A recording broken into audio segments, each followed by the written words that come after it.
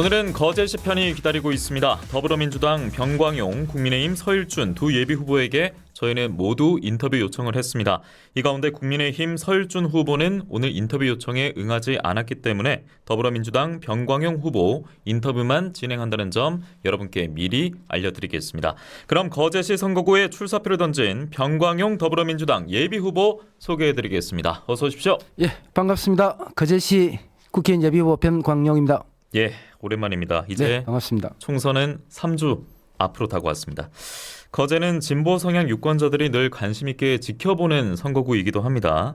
빅3 조선소 중에 두 곳이 위치하고 또 노동자 중심의 진보 개혁 성향이 묻어나기 때문인데 역대 국회의원 선거를 놓고 보면요. 특히나 이제 결과를 보면은 이게 보수정당 벽을 극복하기가 참 어렵구나. 8연속이죠. 지금 총선에서 보수 성향의 후보가 당선이 됐는데 지금 이제 유권자들을 또 현장에서 만나보고 계실 거 아닙니까? 이번만큼은 좀 다를 거다 이런 확신이 좀 드십니까? 네, 제가 민주당 역사상 첫 시장이 됐었잖아요. 아, 민주당 후보로서? 네, 그렇죠. 예. 이제 이번 총선에서 또 새로 아마 역사가 쓰여질 것 같습니다. 민주당 후보로서 첫 총선에 승리해서 국회의원이 되는 그런 아마 새로운 거제 역사가 쓰여질 거라고 저는 보고 있고요. 예. 지금 현재 제가 선거운동을 하면서 상인들, 어르신 여러 계층들의 우리 유권자 시민들을 만납니다. 만나면은 딱 두 가지로 크게 좀 이 분류를 할 수가 있는데 반응들이 예. 이 하나는 이 윤석열 정부에 대한 이제 심판 분위기가 확연히 이렇게 기저에 깔려 있는 것들이고요. 또 하나는 지금 거제 뭐 전국적으로도 그렇겠지만 이 거제의 지역 경제 특히 자영업 하시는 분들 이 너무 힘듭니다. 상인들 쭉 만나보면은 고금리, 고물가 얘기를 하면서 특히 우리 거제 같은 경우는 외국인 노동자 문제도 많이 언급을 해요. 실제 조선소에서 외국인 노동자들이 많이 이렇게 유입이 됐는데 실제 지역 경제에 크게 영향을 미치지 못한다 이런 하소연들도 많이 하고 그래서 정리하자면은 이번 총선을 바라보는 우리 거제 시민들의 주요한 포인트는 정권 심판 그리고 이 어려운 지역 경제를 살릴 수 있는 정치 리더십을 과연 누가 가지고 있느냐 저는 병광용에게로 그런 힘들이 모이고 있다 저는 확신을 하고 있습니다. 이제 그런 주장을 하고 그런 목소리를 내고 있는 병광용 후보인데 이제 맞대결할 상대를 보면은 국민의힘 서일준 후보가 꼽히지 않습니까? 이제 3주 뒤에 총선 대결에서 만나게 되는데 사실 그 이전에 맞대결이 있기도 했습니다. 2018년 거제시장 선거에서는 병광용 후보가 당시에 당선된 바 있는데 이번엔 서일준 후보 같은 경우에는 현역 의원이기 때문에 재선에 도전하고 있는 상황에서 병광용 후보가 도전장을 낸 거 아니겠습니까? 그래서 늘 그랬듯이 총선 결과는 저희가 또 역대 앞서 짚어드리기도 했듯이 이번에도 만만치만은 않을 것 같다는 생각인데 뭐 그럼에도 좀 자신이 있다라는 말씀입니까? 알겠습니다. 그래서 본인이 더 적임자다. 뭐 여러 이유가 있을 것 같습니다. 아무래도 소개해드린 대로 전 거제시장 이력도 있는 것이고 본인이 대하는 이유 좀 피력해 주신다면요. 경험과 실력이 다르다. 저는 이렇게 단언을 하고 싶고요. 우리 서일준 후보께서는 이 부시장을 한 경험은 있습니다. 부시장 경험은 있지만 이 부시장의 경험과 예산 1조 3천억을 집행을 하고 다루는 시장의 경험과 책임, 무게는 확연히 다르다라는 부분의 말씀을 분명히 좀 드리고 싶고 그리고 지금 4년이 서일준 후보가 국회의원 당선된 이후에 4년이 지금 지나가고 있습니다.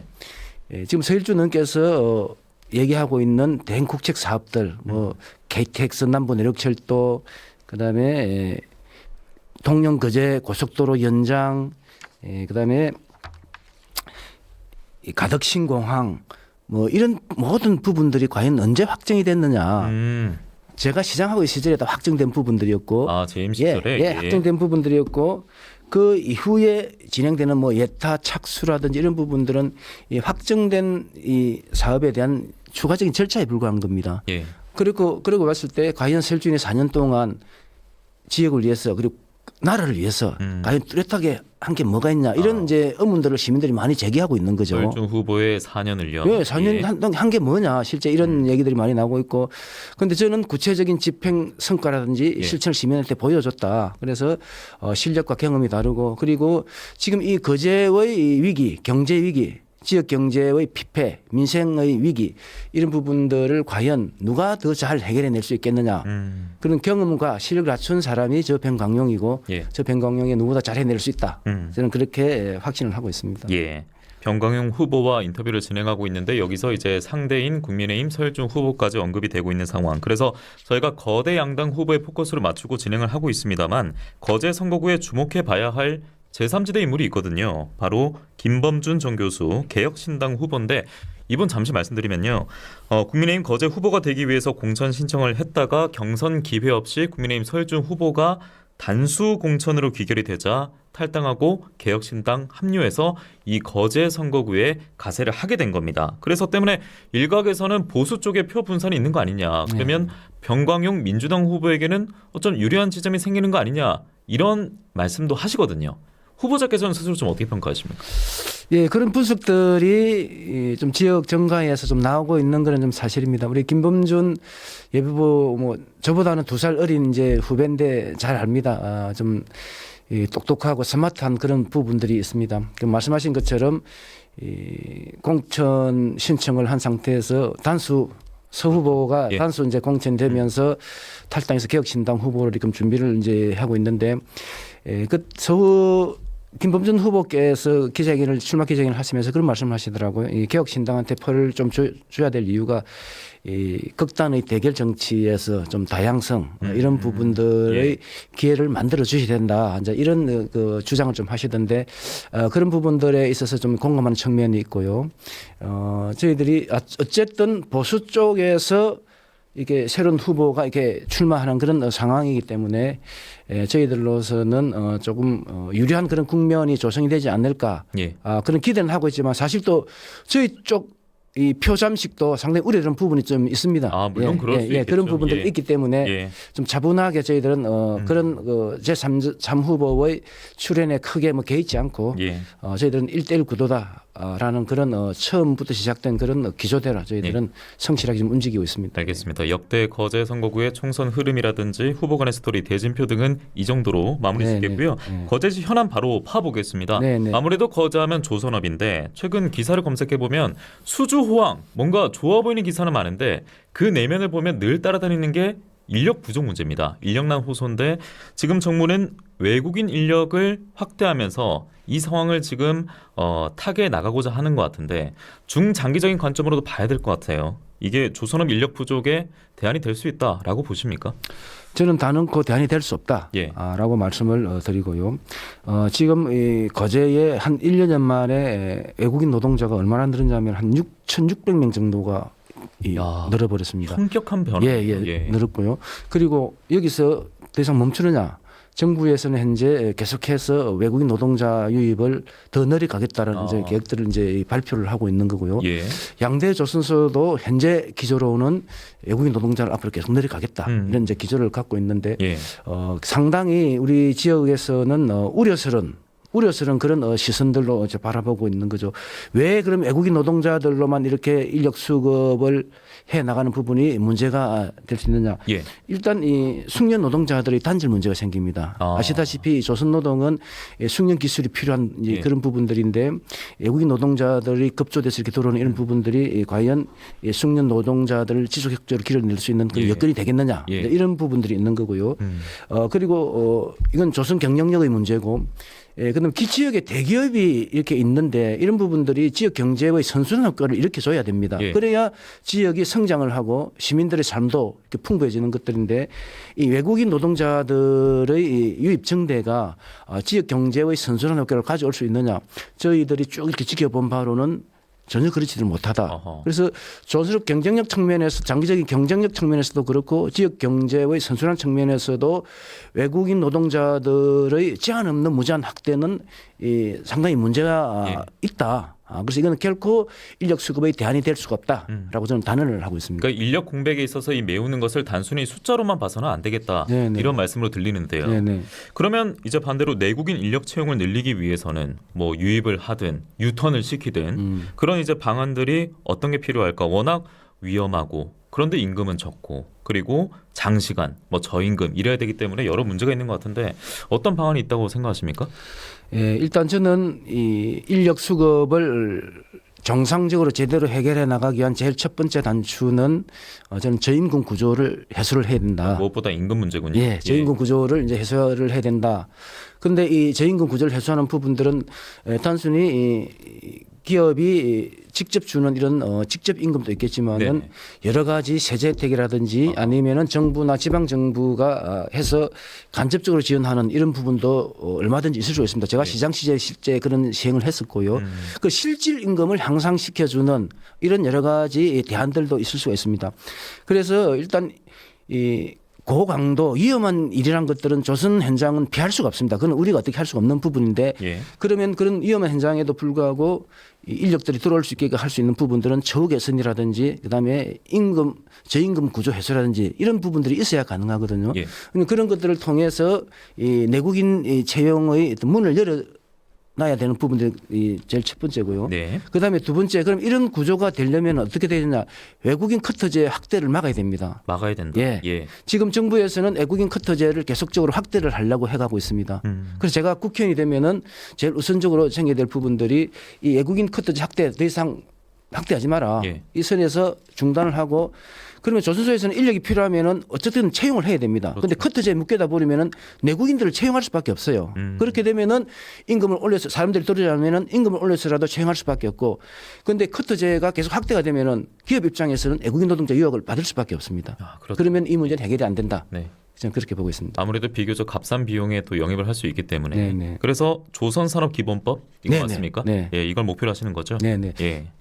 이게 제 1호 공약으로 제가 시민들한테 약속을 드렸고 거제는 조선산업으로 성장을 해왔고 앞으로도 우리 거제의 지속적인 제일 큰 먹거리 산업입니다. 이 조선산업이 제대로 서지 못하면은 이 거제시 우리 시민들 23만 시민들의 삶 자체가 상당히 뒤틀어질 수 있기 때문에 예. 조선산업을 제대로 지켜내는 게 저의 정치하는 저 뱅광의 제일 큰 사명이고요. 그러면 말로만 할 거냐? 그건 아니다. 그래서 지금 건설 산업 같은 경우는 건설 산업 기본법이 제정이 되어 있습니다. 그래서 법적으로 제도적으로 어떤 기업의 경영에 대해서 제한을 하거나 개입할 수 있는 여지가 있는데 조선산업은 그런 기본법이 없어요. 그래서 이제 그런 기본법을 제정을 통해서 이 경영진 일변도의 이런 그 기업 경영의 노동자 문제라든지 임금 문제라든지 원하청 문제라든지 그다음에 노사 문제라든지 이런 부분들을 적절하게 제어하고 이렇게 관여할 수 있는 이런 법적 기반을 만들겠다. 이게 조선산업 기본법이다. 예. 그래서 이 조선산업 기본법을 통해서 조선산업의 이 새로운 제도약을 제가 확실하게 마련하겠다. 이렇게 예. 약속을 드리고 있습니다. 알겠습니다. 거주하면 조선업, 이 조선업의 순항도 중요하겠습니다만 거주하면 또 관광객도 무시할 수가 없지 않겠습니까? 그렇죠. 네네. 뭐 남부 내륙철도, 가덕도, 신공항 이것들이 이제 본 모습을 드러냈을 때 더 많은 관광객을 유입할 수 있는 그런 기대감을 시민들은 표출할 텐데 네네. 어떤 뭐 관광 정책 추진 방향성이라고 할까요? 뭐 이에 대한 고민은 어떻게 하고 계십니까? 네, 실제 관광이 제대로 관광 산업을 이렇게 성장하기 위한 가장 중요한 부분들은 뭐 교통 이런 인프라의 구축입니다. 그럼요. 예. 그런 인프라 구축을 위해서 제가 지난 4년 동안 심혈 좀 기울여 왔었고요. 뭐 남부 내륙철도 예타 면제를 통한 사업 확정이라든지 통영에서 끊어진 고속도로를 그대로 연장하는 이런 부분들을 고속도로 기본 계획에 제가 반영을 또 시켜서 이후 절차가 지금 진행되고 있는 부분이라든지 그다음에 한 아시안 국가 정언을 또 그대로 유치한 부분이라든지 그다음에 저도를 이 막혀있던 저도를 개방을 예. 해서 예. 또 하나의 관광 자원으로 거제의 특유한 하나의 관광 자원 만드는 부분 이런 부분들이 결국 앞으로 거제가 어떤 새로운 대한 산업으로서의 관광 산업으로 가야 된다는 그런 어떤 큰 비전 속에 이제 이루어진 부분들이고요. 예.